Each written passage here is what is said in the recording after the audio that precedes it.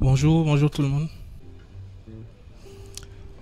En tout cas, que Yahweh soit béni pour ces moments depuis qu'on a commencé. Le Seigneur nous a conduits, je le crois. Chacun, en tout cas, aura compris ou aura reçu quelque chose spécifiquement que le Seigneur lui aura donné. Certains auront compris peut-être des choses peut-être différemment. Mais je crois en tout cas que ces temps ne sont pas inutiles. Aujourd'hui, j'avais juste à cœur de nous partager une pensée. Donc c'est sur le caractère.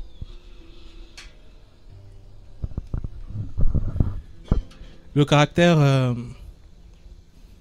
déjà je ne sais pas si peut-être certains auront une définition de ce que c'est.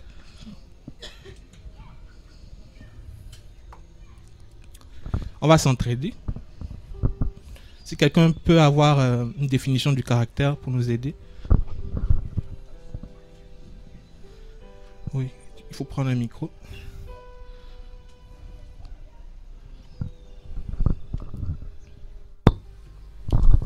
La définition qui me vient de suite là, le caractère peut être défini comme tantôt la personnalité de quelqu'un, mais également l'ensemble je vais pas redonder avec caractère encore, l'ensemble des comportements en tout cas qui définissent aussi une personne.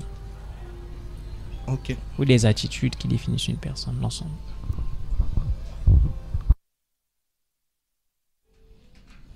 Une autre personne peut-être? Oui. Ce qui caractérise une personne. Hein? Ce qui distingue une personne d'une autre. Personne d'une autre. Oui, c'est ça. Bon, la suite, moi j'ai vu dans le dictionnaire, on a dit ce qui distingue une personne des autres à l'égard des mœurs de l'âme. Des mœurs de l'âme. Ok.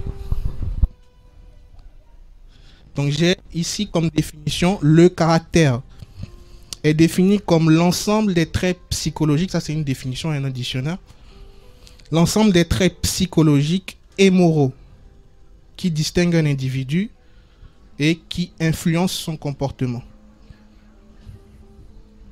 C'est une combinaison d'attitudes, de valeurs et de réactions propres à une personne.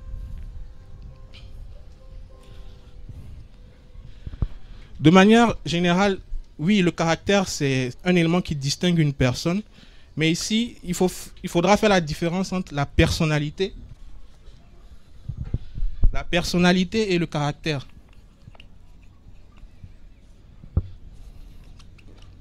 Qui sont quand même deux choses quand même distinctes. Pourquoi moi j'aimerais parler du caractère? Parce que le caractère amène beaucoup à sortir du plan du Seigneur.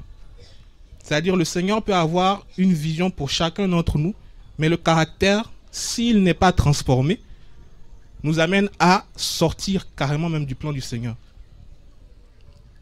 Ici, la personnalité, il y a une différence. Le caractère, oui, c'est quelque chose qui vient au fil du temps. C'est comme un processus. Mais la personnalité, c'est quelque chose qui vient, qui est inné chez une personne et qui est stable après.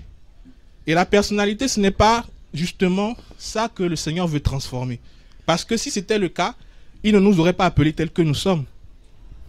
Généralement, dans les assemblées, malheureusement, les gens sont amenés à cibler les personnalités des gens. Parce que telle personne est comme ça de nature, il n'a pas le droit de faire ça. Il n'a pas le droit de faire ci. Et c'est pas à ça que le Seigneur nous appelle en tant qu'assemblée. Le Seigneur, ce qu'il veut changer justement, c'est ce caractère. Et le caractère se développe avec le temps. On voit comment dans le temps, il y a certaines choses qu'on arrive à adopter dans le caractère. Mais la personnalité, comme je dis, c'est ce qui fait l'individu. Si je peux me comparer pour ceux qui chantent, quand on parle un peu des propriétés du son, on parle du timbre vocal. Quelqu'un a déjà entendu parler du timbre vocal? Le thème vocal, c'est ce qui fait que on sait que telle personne a parlé, par exemple. Si Sylvie parle, je reconnais à sa voix que c'est Sylvie parce que c'est son thème vocal. On n'a pas tous le même thème vocal. On n'a pas tous la même personnalité. Pour d'autres, ils sont extravertis. Pour d'autres, ils sont introvertis. Le Seigneur ne nous appelle pas en fonction de nos personnalités. Deux enfants, par exemple, qui vont grandir dans deux familles différentes, l'un va être très agité, l'autre va être plutôt calme dans sa nature. Ça se développe même à partir d'un certain âge. Et à partir d'un certain âge, ça se stabilise. Et vous voyez que cette personne commence à être comme ça naturellement. Vous l'approchez, il est calme. Vous l'approchez, il est très agité. Vous l'approchez, peut-être il est très dans la réflexion. Ce sont des choses qui se développent. Et le Seigneur, quand il vient nous chercher. Il veut justement transformer ce caractère. Parce que, justement, dans le caractère, il y a des choses qui nous sont communiquées, qui ne sont pas de lui. Étant dans le monde, quand on grandit et tout ça, il y a déjà qu'est-ce qu'on nous communique. Il y a déjà l'éducation dans le caractère. Qu'est-ce qu'il y a encore qui peut influencer dans notre caractère? Les choix de vie que l'on fait. Ce choix de vie peut influencer même son caractère.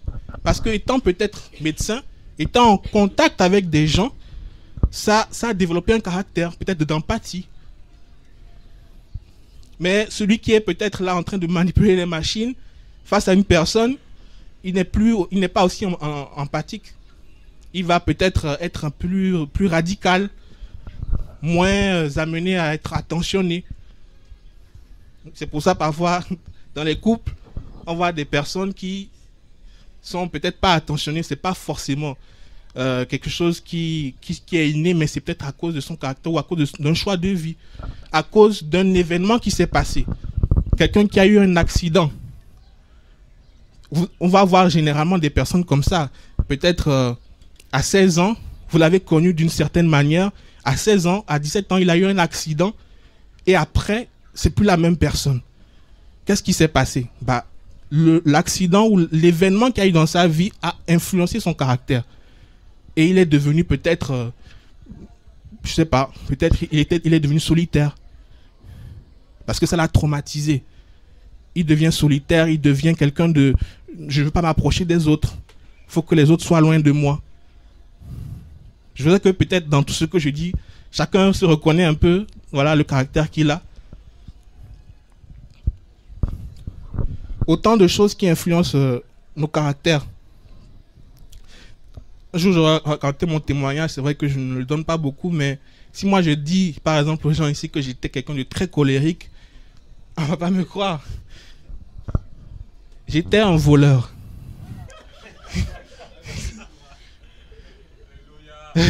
J'étais un menteur. Parce que le vol, ça inclut même ça amène au mensonge forcément. Parce que tu voles, tu ne veux pas qu'on t'attrape. Donc j'étais un grand menteur. Un grand menteur, un grand voleur, un grand bagarreur, un homme colérique. Moi, la colère, même, c'était même pas forcément le caractère, c'était un esprit. Ça, c'était un esprit qu'il fallait chasser. La colère, c'était un esprit qui, en moi, m'a mené. Tu es là, tu fais. Tu sais même pas, tu ne contrôles plus ton corps. Toutes ces choses, tu viens dans le Seigneur et tu vois une transformation.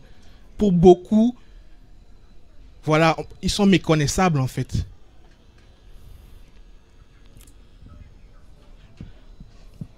Quand on vient au Seigneur, il y a plusieurs étapes par lesquelles on passe dans le Seigneur.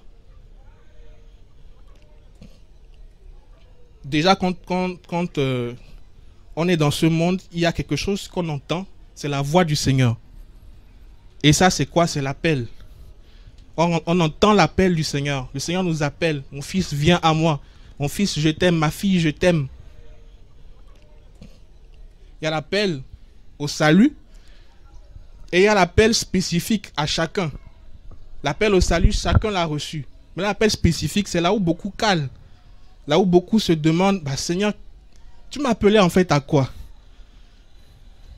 Mais généralement, cette question de Seigneur, tu m'as appelé à quoi? Ne nous arrêtons pas de la poser si on n'est pas encore convaincu. Généralement, parfois, quand on n'a pas de réponse, on s'arrête, on dit, advienne que pourra. Et en fait, quand on rentre dans l'appel du Seigneur, c'est qu'on a emprunté un chemin. Et le chemin là, on ne peut pas le quitter. On ne peut pas le quitter tant que le Seigneur ne nous a pas dit de le quitter. S'il nous a dit de le quitter, c'est que lui-même il nous oriente dans un autre chemin, que lui-même il a déjà préparé. Mais ça veut dire que ce chemin, on ne peut pas le quitter. Ça veut dire que quand on répond à l'appel et quand on est sur le chemin, si on n'a pas de vision, on fait du surplace. On fait du surplace et parfois on sort du chemin. Et quand on sort du chemin, on a dévié en fait de l'appel. Après, quand le Seigneur nous appelle, il nous communique ce qu'il veut que l'on fasse, l'objectif, le but. Et sans but, sans vision, l'appel, en fait, peut ne pas avoir de sens. Oui, on a entendu la voix du Seigneur. Maintenant, dans cette voix qu'on a entendue, dans cet appel qu'on a entendu, qu'est-ce que le Seigneur nous demande maintenant de faire? La vision. Et après la vision aussi, le Seigneur nous équipe. Il y a la vision, il y a l'équipement ou bien l'onction que le Seigneur déverse en chacun. C'est la capacité ou que le Seigneur nous donne de faire quelque chose. Le Seigneur, par exemple, nous dit, je te veux à Ziguinchor. Il met une onction de guérison sur toi. Tu vas dans un village, pouf, la guérison, les guérisons, tu reviens, tu veux faire la même chose à Dakar, ça ne marche pas.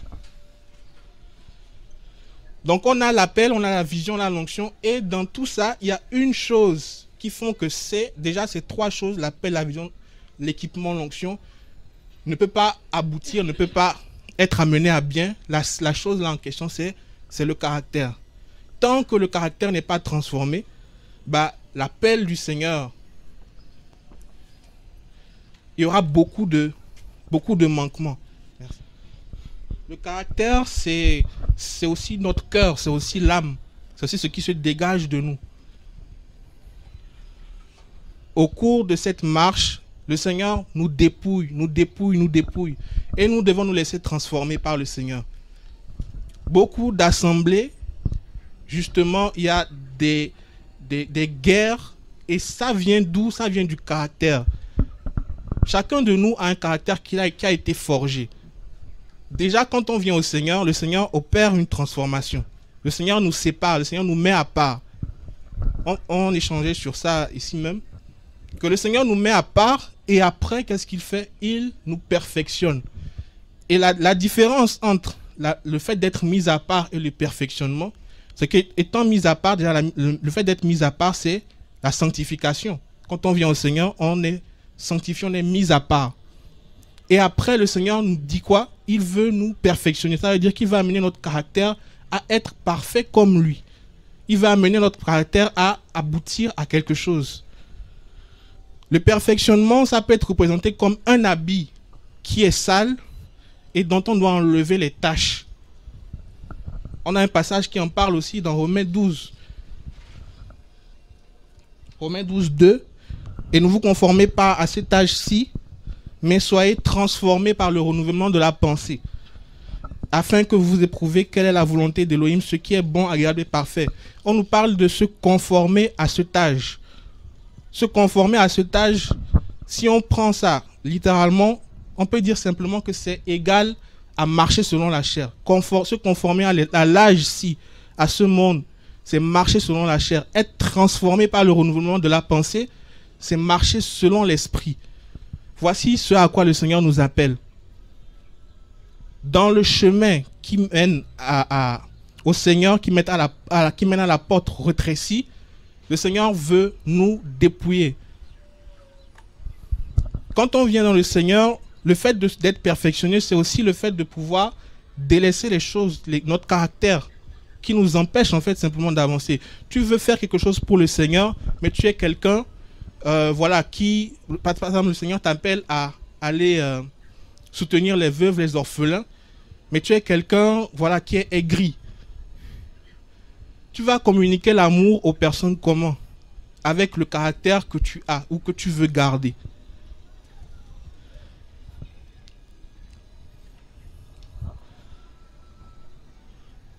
Quand le Seigneur nous appelle aussi à faire quelque chose, il nous communique aussi ce qu'il veut, ce que les autres ont besoin, ce que les autres ont besoin de voir être dégagé en nous.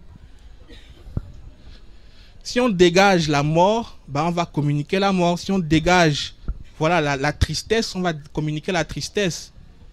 Le Seigneur nous demande d'être toujours joyeux. Ça, c'est déjà un caractère. D'être joyeux. On sait tous d'où l'on vient. On sait tous ce que l'on a traversé. On sait tous ce qui, dans notre vie, nous a amené à avoir tel ou tel caractère. Parfois, on le sait, parfois, on ne le sait pas. Quand on le sait, quelle attitude est-ce qu'on a? Généralement, peut-être on peut laisser ça passer, banalement. Parfois, ce sont des choses qui sont aussi subtiles, c'est-à-dire des choses qu'on ne découvre pas de manière facile comme ça. On est amené parfois à passer par certaines situations qui nous amènent vraiment à déceler que, ah, là, il y a telle chose, là, il y a telle chose. Le processus de perfectionnement nous amène vraiment à nous débarrasser de tout. Imaginons jusqu'où le Seigneur veut nous amener. S'il nous demande d'être parfait comme lui, imaginons jusqu'où il veut nous amener dans la transformation de notre caractère.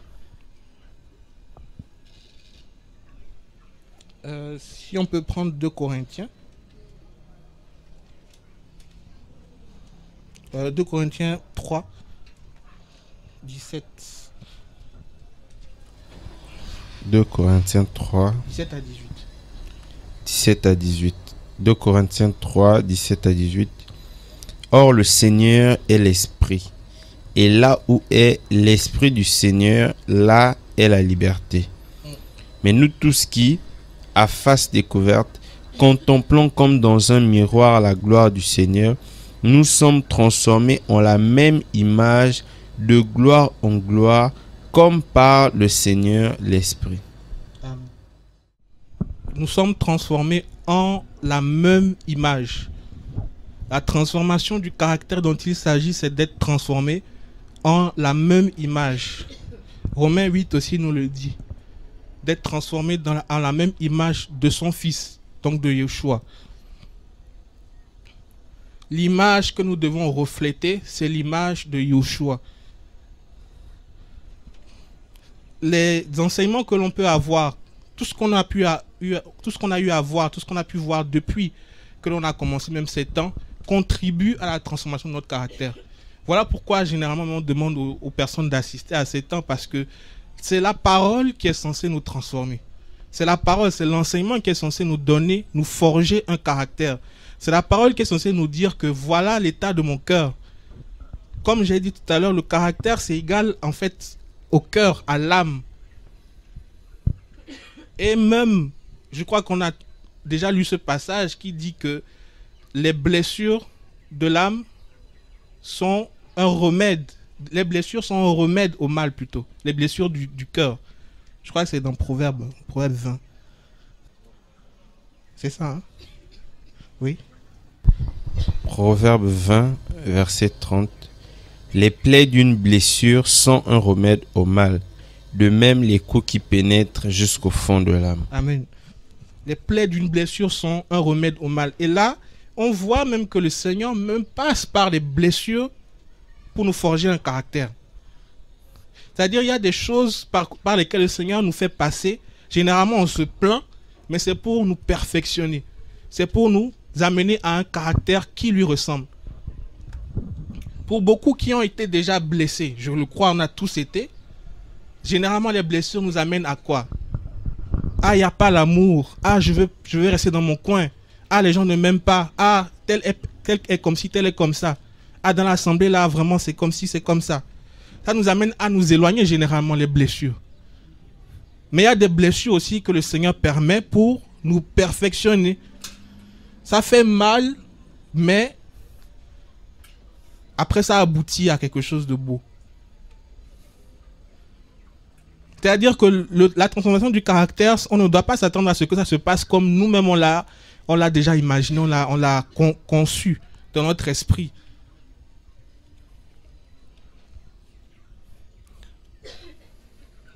Il y a des gens qui ont des caractères durs. On a parlé de la pierre qu'on ne peut pas percer avec l'épée, mais il y a des caractères durs, Des caractères justement que s'il faut vraiment casser ça là, il faut vraiment passer par des situations aussi dures. Donc, dis-toi aussi que si tu passes par des situations dures, peut-être aussi à cause de ton caractère dur aussi.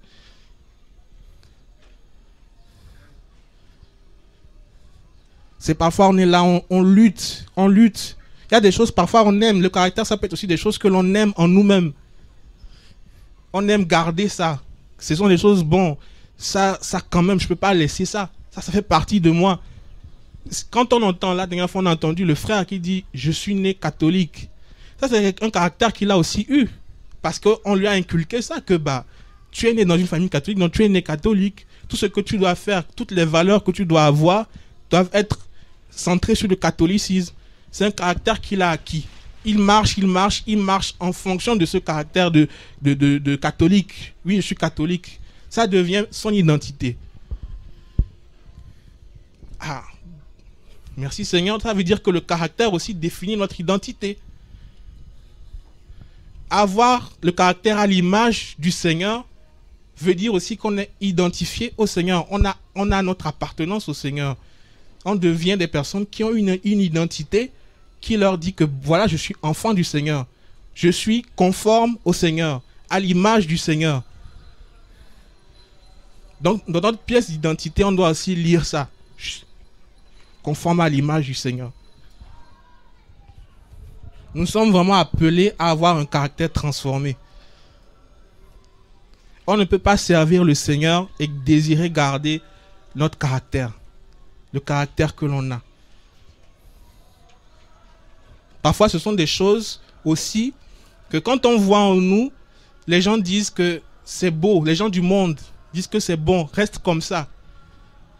Et puis nous aussi, bon, comme les gens aiment, parce qu'on aime bien avoir de belles paroles. Les gens aiment la manière dont je suis. Les gens aiment la manière dont je marche comme ça là. Peut-être c'est le caractère que j'ai vu quand je regardais trop les réseaux sociaux. Je vois les trucs défiler, les gens qui marchent comme ça. Je décide de marcher comme ça. C'est un caractère que j'ai commencé à développer. Le Seigneur dit, ne fais pas. Oh, les gens autour de moi disent que quand je marche comme ça, oh, c'est trop beau. Il faut que je garde ça. Le caractère d'aimer passer du temps dans les choses qui ne contribuent pas à la foi, par exemple. Ça, c'est un caractère aussi qu'on développe. Ça développe déjà une attitude de paresse. Ça développe, voilà, des habitudes où on est davantage éloigné de la présence du Seigneur. Sachant que plus on s'éloigne de la présence du Seigneur, plus notre caractère aura du mal à être transformé. On a besoin d'être, comme je disais, au contact de la parole, au contact de la présence du Seigneur. C'est vraiment ce qui peut nous amener vraiment à être parfaits comme le Seigneur.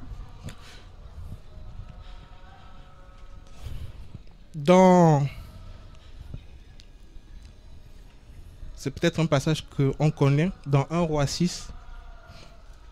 1 Roi 6, à partir du verset 7. Bon, juste le verset 7. 1 Roi 6, verset 7. En bâtissant la maison, on la bâtit de pierres entièrement taillées dans les carrières. On n'entendit dans la maison en la bâtissant ni le marteau, ni la hache, ni aucun outil de fer. Donc ça, c'est un passage, si on lit plus haut, on voit le processus de construction du temple que Salomon construisait pour Yahweh. Et à ce verset, on nous dit que en bâtissant la maison, on l'a bâtie de pierres entièrement taillées dans les carrières. Et on entendit dans la maison, en la bâtissant, ni marteau, ni hache, ni aucun outil. Nous savons que nous sommes le temple. Nous savons que c'est nous qui sommes les pierres et nous ne sommes pas les briques. On nous parle de pierres qui sont façonnées dans les carrières. J'ai essayé de voir un peu les carrières à l'époque. Ça consistait à quoi? Les carrières, c'est un endroit où on extrait les pierres. Ça peut être des mines qui sont à ciel ouvert ou ça peut être souterrain. Donc ce sont des endroits où on est censé retirer, voilà, des pierres. Parfois on peut même y trouver des pierres précieuses. Et c'était quoi le processus à l'époque? les pierres étaient d'abord extraites. Donc les pierres étaient découpées directement dans le roc par des marteaux. C'est ce qui était en fait normal.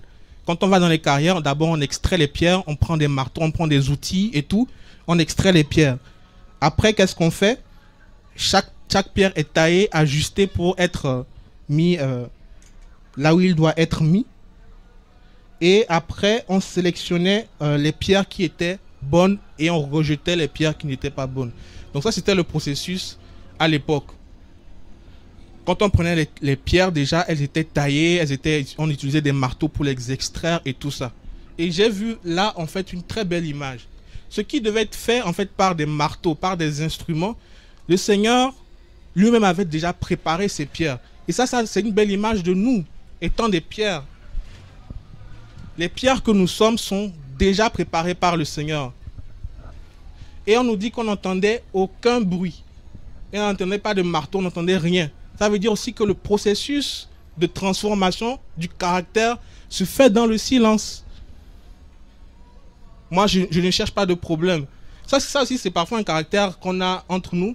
C'est pas bon. C'est-à-dire, je ne cherche pas de problème, moi je reste dans mon coin. Je cherche pas de problème. Moi, voilà, tranquillement, je fais ma vie chrétienne de mon côté. Est-ce que c'est à ça que le Seigneur nous a appelés, à mener notre vie chrétienne de notre côté? Généralement, on va voir que pour ceux-là qui généralement n'ont pas aussi de communion fraternelle, il y a aussi des manquements dans leur vie, beaucoup même. Quand on dit qu'on est des pierres qui construisent ensemble, forment l'édifice, forment le temple, ça veut dire que ce que moi j'ai, je le donne à l'autre, ce que l'autre a, il me le donne. Et ça aussi, ça contribue à la transformation de notre caractère, parce que ce que je peux voir dans l'autre peut m'édifier. Donc généralement, le fait de se dire, je vis ma vie, je ne cherche pas de problème, parce qu'on se dit que dans l'église ou dans le Seigneur, il y a tellement de problèmes, je vis ma vie à part, nous amène aussi à ce que notre processus de transformation aussi soit stoppé. Et parfois on se dit que ça aussi c'est une bonne attitude, hein. Non, moi je ne cherche pas de problème. Ça veut dire que quand il y a des situations, vous voyez bien que je ne cherche pas de problème.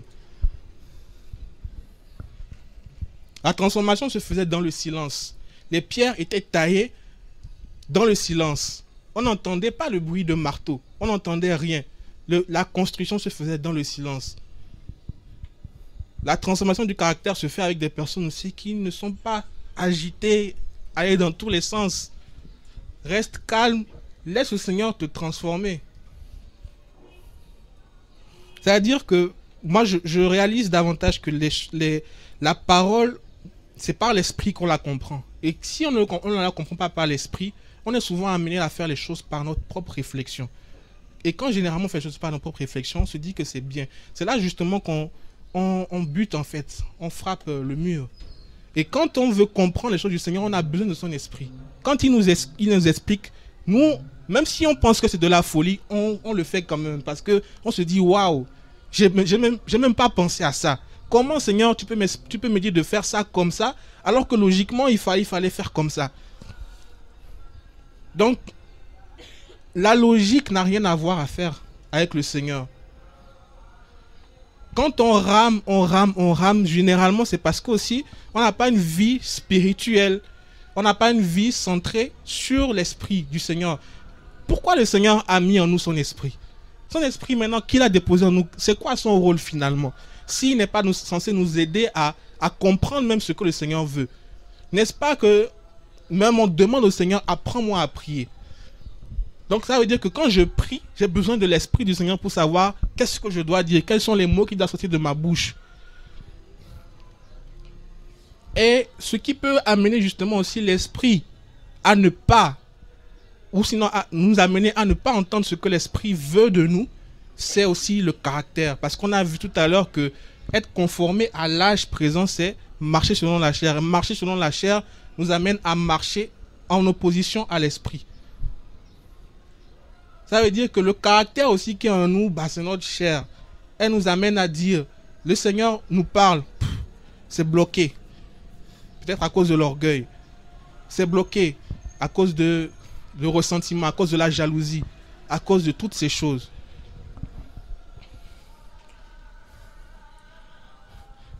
Dans ce passage de 1 roi, donc, on nous dit que les pierres étaient entièrement taillées dans les carrières. Les carrières, ici, ça peut représenter quoi? Ça peut représenter le lieu de formation. C'est le lieu où le Seigneur nous façonne notre caractère. Et on dit que en bâtissant la maison. Donc, les carrières, c'est pour nous bâtir la maison. Le lieu de formation pour bâtir l'édifice. Parfois, cet édifice est arrêté à un certain niveau. Imaginons une maison qui est arrêtée à un certain niveau. Forcément, les activités ne se feront pas à l'intérieur. Il n'y aura pas d'activité. Il n'y aura pas de vie. La maison doit être édifiée, construite.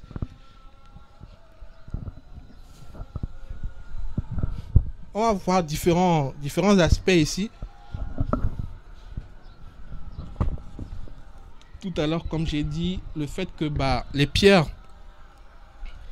dans les carrières, dans le processus normal, les pierres étaient d'abord extraites. Voilà la première chose par laquelle nous passons, l'extraction.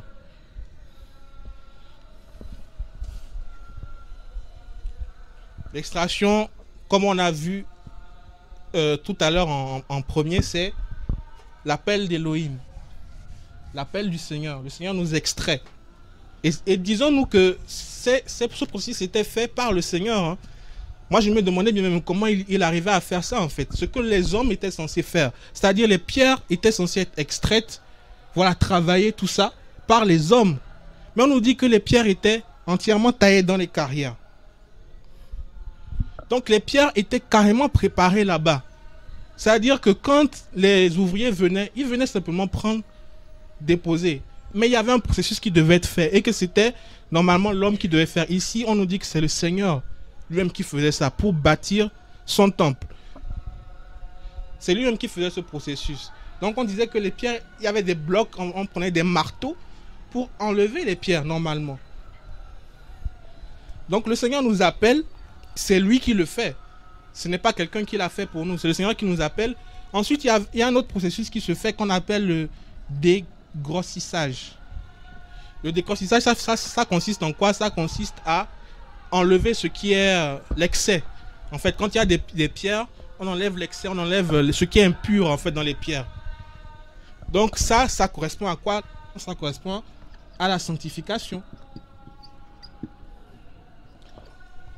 Quand les pierres étaient extraites, on enlevait ce qui était impur. On enlevait l'excès.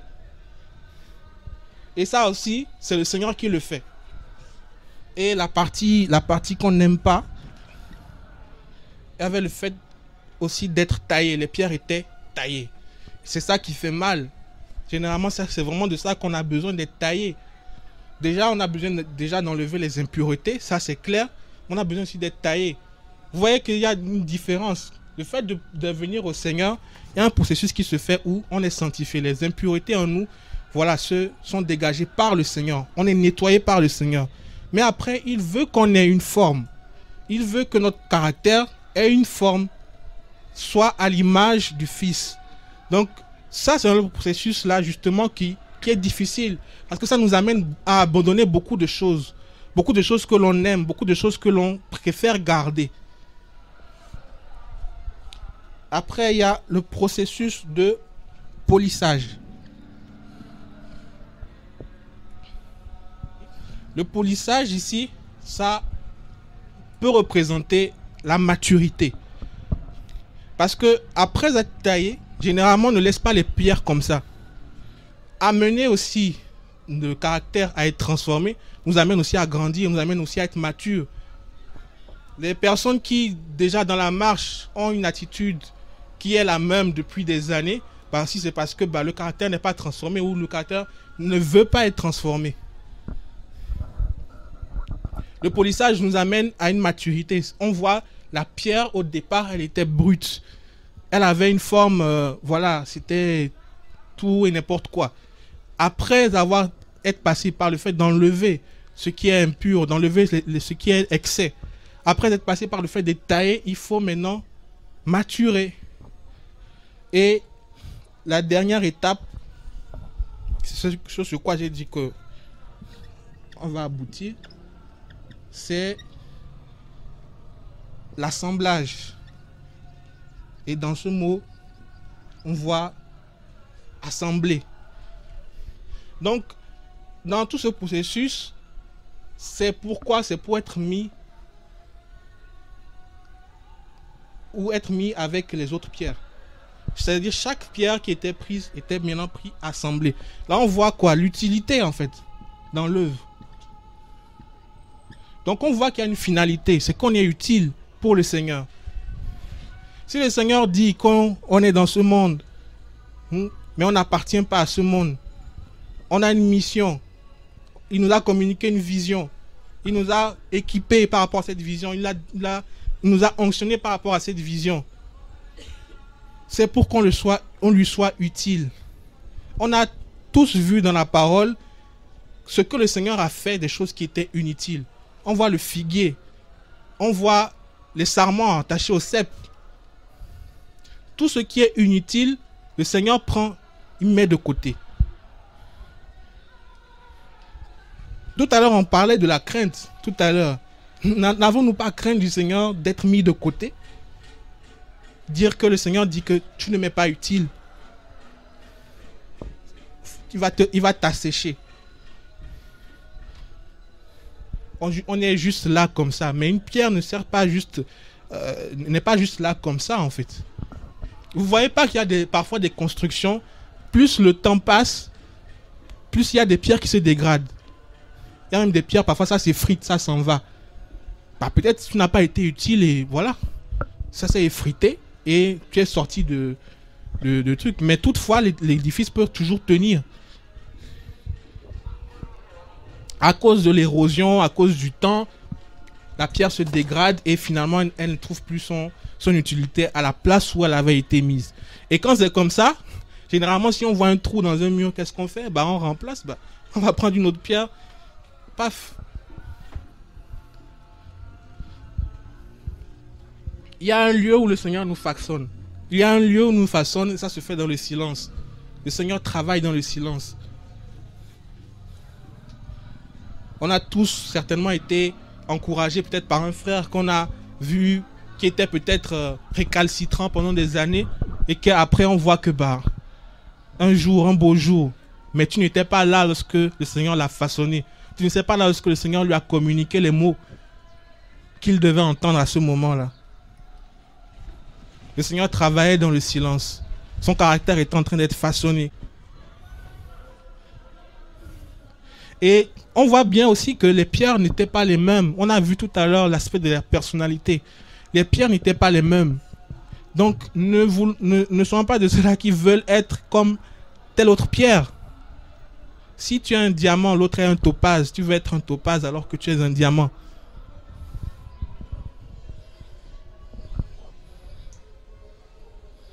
Il y a une histoire que je voulais prendre. Dans Nombre 32, il y a l'histoire des enfants d'Israël qui arrivaient vers la terre promise. Et il y avait des tribus, la tribu de Ruben, de Gad et la demi-tribu de Manassé, qui arrivaient devant le Jourdain avant de traverser. Ils ont vu une terre qui était bonne. Ils ont dit, bon, cette terre est bonne, parce qu'ils avaient des troupeaux. Cette terre est bonne pour nos troupeaux. On va rester là. Il restait un peu seulement pour arriver sur la terre promise. Bon, ils ont dit qu'ils vont rester là. Ils ont dit à Moshe, bon, voilà, nous on a décidé de rester là, c'est bon. Franchement, la terre est bonne, l'herbe est bonne pour nos troupeaux et tout ça. Vous, allez-y. Moïse va leur dire, bah, vous voulez nous laisser aller, combattre, et vous allez rester seulement calmement ici. Pendant que nous, on va aller à la guerre, affronter tout ça, vous allez rester ici. Ils ont dit, bon, nous, on va rester, on va laisser nos enfants, on va laisser les troupeaux, on va construire des enclos et tout ça, on va laisser tout ça ici. On va vous accompagner, faire la guerre. On va aller combattre avec vous. Les hommes iront, il combattra. Et puis quand on aura fini, vous allez prendre vos terres et nous, on va revenir sur la terre que nous nous trouvons bonne. Et ils vont le faire. Moshe va leur dire, bon, si vous respectez ce que vous avez dit, vous laissez vos troupeaux, vous laissez vos femmes, vos enfants, et vous allez combattre avec nous, bah quand la terre sera prise, bah vous pourrez rentrer, comme vous avez dit. Et ils ont dit, ok, cela paraît bon à nos yeux. Et dans Josué 22, les tribus en question auront fait ce qu'ils ont dit. Et Josué va leur dire, bah, vous avez respecté votre parole, vous êtes venus, vous avez combattu avec nous, on a remporté la victoire, maintenant, vous pouvez partir, rentrer dans votre terre. La tribu de Ruben, de Gad, la demi-tribu de Manassé, ils vont retourner dans la terre, je crois que c'est la terre de Galaad. Ils vont retourner dans leur terre et après, ils vont dire, on va construire un autel. Et cet autel, ça va permettre d'être un témoin. Pour que quand les gens nous verront, ils sauront que bah, nous aussi, on appartient à Yahweh. Le peuple d'Israël, ils vont voir que leurs frères ont construit un autel. Ils vont se dire, mais qu'est-ce que vous faites?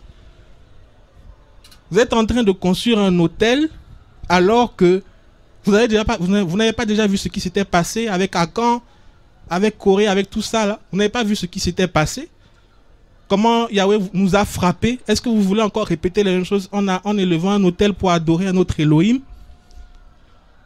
Quand ils ont entendu ça, ils ont commencé à se concerter. Ils ont dit, bon, on va prendre les épées. On va aller combattre leurs propres frères. C'était ça leur première intention. On va prendre les épées, on va aller combattre nos propres frères. Après, il y a Phinéas qui va dire, on va d'abord aller discuter avec eux pour savoir, mais pourquoi vous avez fait ça? Pourquoi vous êtes allé dans votre terre? Vous avez commencé à mettre en place un autel alors que vous savez très bien ce qui nous était arrivé lorsque nous n'avons fait ça. Le peuple, ils vont expliquer, ils vont relater tout ce que le Seigneur a fait, tout ce que le Seigneur leur a infligé par rapport à leur désobéissance. Et après, la tribu de Ruben et tout ça, Gad et demi-tribu de Manassé, ils vont dire, bah, en fait, vous n'avez pas compris. C'est pas ce qu'on a voulu faire. On a voulu simplement mettre un autel qui va servir simplement de témoin.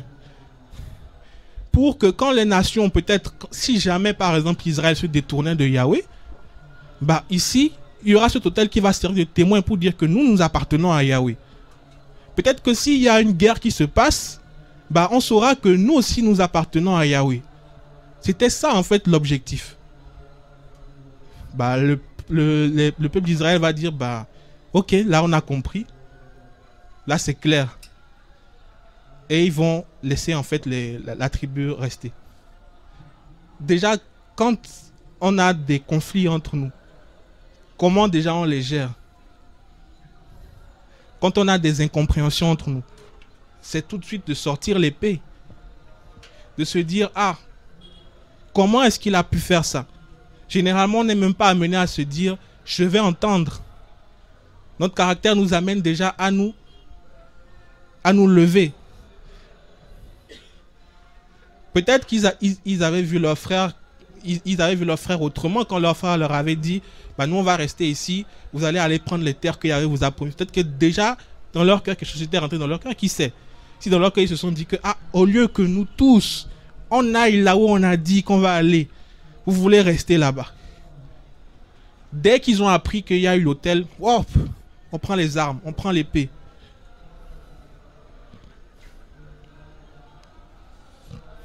C'était une incompréhension entre eux.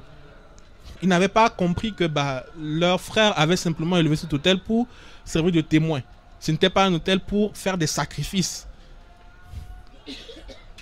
Tout de suite, ils ont voulu prendre l'épée pour aller combattre leur frère. Heureusement que parmi le peuple d'Israël, il y avait Phinéas qui a eu cette sagesse de dire bah, allons d'abord écouter nos frères pour savoir qu'est-ce qui s'est passé, pourquoi ils ont fait ça. Heureusement qu'il y avait de la sagesse dans la tribu de Ruben et tout ça, pour ne pas aussi dire, mais comment est-ce que vous avez pensé que nous, on peut faire ça? Parce que c'est ça aussi, ils peuvent dire, bah, comment est-ce que... Donc moi, vous ne me connaissez pas moi. Comment moi? Ça aussi, ça nous arrive de dire ça, hein, quand on nous dit les choses. Moi, depuis que tu me connais jusqu'à aujourd'hui, est-ce que tu m'as une fois vu faire ça? Ils n'ont pas aussi réagi comme ça. Heureusement qu'il y a eu de la sagesse entre eux. Sinon, ça aurait pu être amené à une guerre fratricide. Et c'est ce qui parfois peut nous arriver aussi, même si ce n'est pas avec l'épée physique. Mais on peut blesser nos frères et sœurs comme ça, en fait. Parce qu'on a manqué de sagesse, parce que notre caractère n'aura pas été transformé. Parce que notre caractère n'aura pas été amené à maturité. Quand on parle de fruits, il s'agit d'un fruit mature. Pas d'un fruit simplement comme ça. Quand le Seigneur nous demande de porter du fruit, c'est pour que ce fruit arrive à maturité. Donc, non seulement on porte du fruit, mais parfois aussi on n'amène pas aussi ce fruit à être mature. Quand le Seigneur opère un changement de notre caractère, il y a parfois des personnes, dès que le Seigneur a opéré un petit truc seulement, pouf, il gambade, il va partout à droite. Il n'attend même pas que le Seigneur termine. Mon fils, je n'ai même pas encore terminé. Tu vas, tu sautes. Quand on a déjà vu les cabris, comment ils sautent, ils gambadent. Je n'ai même pas encore terminé. Le processus n'est même pas encore terminé. Oh.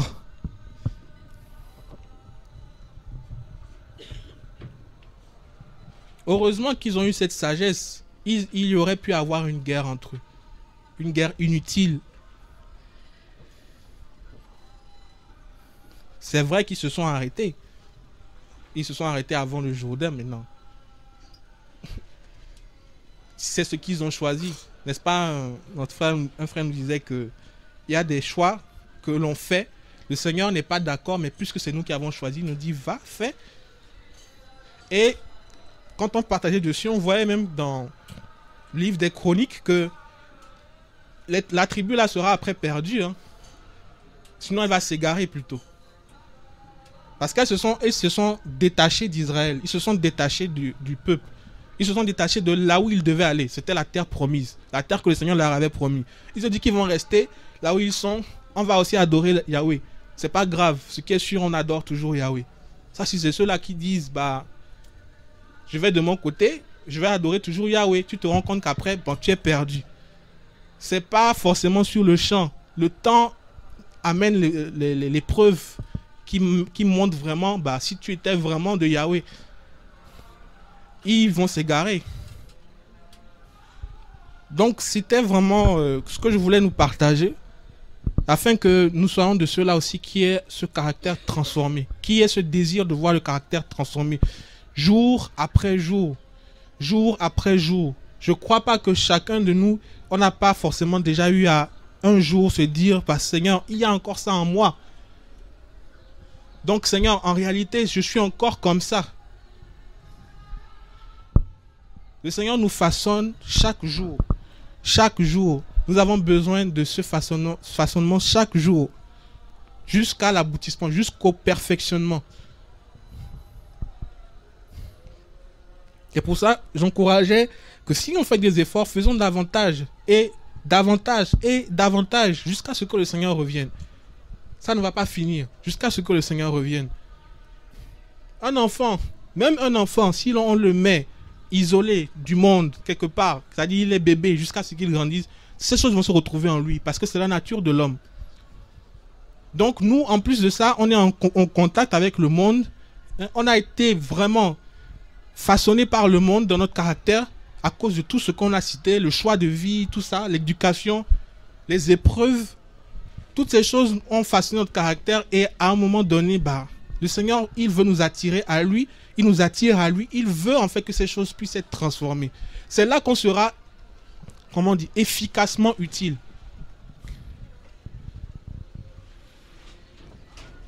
Il faut qu'il y ait de l'efficacité dans notre utilité. Sinon, justement, ça ne servira aussi à rien. Notre utilité doit être efficace. Beaucoup s'égarent parce qu'ils ne sont pas aussi transformés. Beaucoup s'égarent parce que le caractère ne suit pas. Parfois, quand on parle du caractère, on se dit que non, on doit être, je sais pas, irréprochable, on doit, waouh, le frère il est waouh et tout ça. C'est pas forcément ça en fait, le fait d'être transformé, le fait d'avoir le caractère transformé. C'est pas genre que quand on te voit, on va dire, oh waouh, parce que tu es comme ça. Mais on va dire peut-être waouh, parce que waouh, le Machia que je vois en toi. On se dit peut-être que le caractère que on doit avoir doit être quelque chose qui doit être produit par nous-mêmes. Non. Tu auras beau être l'homme le plus bon du monde, si ton caractère n'est pas transformé, la porte par laquelle tu dois passer, tu ne partiras pas par là. On a un chemin, le choix est ce chemin-là. Dans ce chemin-là, il y a toutes les étapes pour que notre caractère soit transformé. Dans ce chemin par lequel on passe, le Seigneur a déjà mis toutes les étapes par lesquelles on doit passer pour que notre caractère soit transformé. Jusqu'à ce que quand on arrive devant la porte, waouh, le perfectionnement est visible. Quand on parlait de l'assemblage, ça me revenait, il y a des endroits que si tu prends une pierre que tu essaies de mettre, ça va pas passer. Parce que c'est pas sa place. Sachons aussi simplement être à notre place. Lorsqu'on est mis à notre place, en fait, le Seigneur aussi sait nous utiliser à la bonne place. Parfois, il y a des choses par rapport auxquelles on passe. Ça ne passe pas parce que on n'est pas là où il faut qu'on soit. Le Seigneur, peut-être on est passé par tout ce processus-là, mais à la fin, on décide d'être à une place où on ne doit pas être. Une place où on ne doit pas être. On a besoin de ça. Je vous assure que, comme je disais au départ, si notre caractère n'est pas transformé, notre appel peut prendre un coup.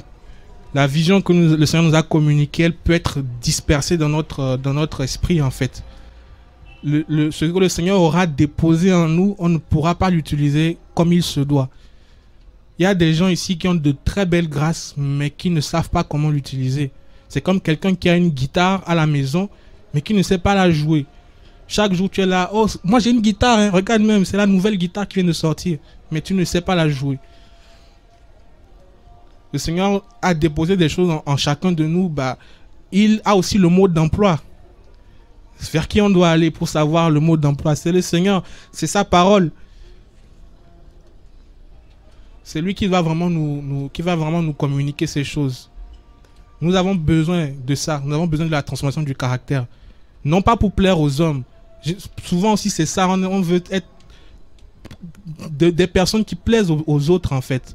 Que quand on me voit, et ça ce sont les apparences, c'est ce qu'on appelle les apparences. Tu peux paraître beau aux yeux des hommes, mais très très laid aux yeux du Seigneur.